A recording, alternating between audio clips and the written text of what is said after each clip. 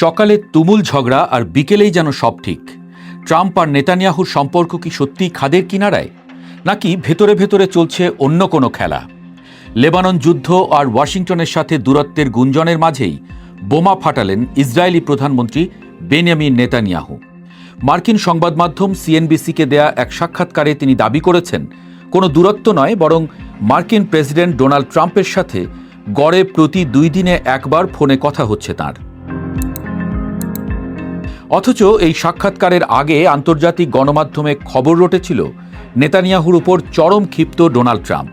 এমনকি এক ফোনালাপে নেতানিয়াহুকে নাকি রীতিমতো গালিগালাজও করেছেন মার্কিন প্রেসিডেন্ট। খোদ ট্রাম্পও কড়া ভাষা ব্যবহারের কথা স্বীকার করেন, কিন্তু সিএনবিসির সারা আইজেনের প্রশ্নের জবাব হেসেই ওড়ালেন নেতানিয়াহু।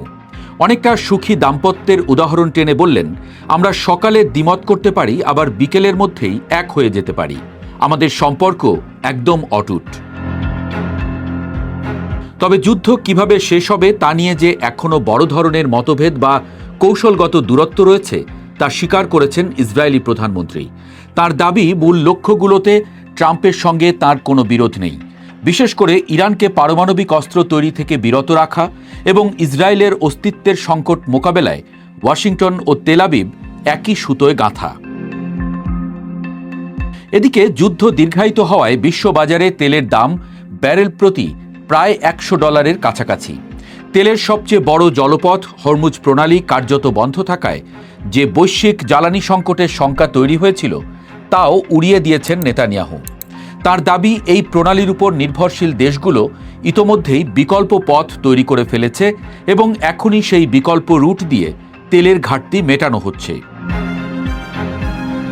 সাক্ষাৎকারের শেষ দিকে গাজা ও লেবাননে ইসরায়েলি হামলার সমালোচনা করায় ফ্রান্সের প্রেসিডেন্ট ইমানুয়েল ম্যাক্রো সহ ইউরোপীয় নেতাদের সমালোচনা করেন নেতানিয়াহু। নিজের দেশের মুসলিম ভোটারদের তোষামোদ করার জন্য ইউরোপীয় নেতাদের এই অবস্থানকে লজ্জাকর বলে অভিহিত করেন তিনি।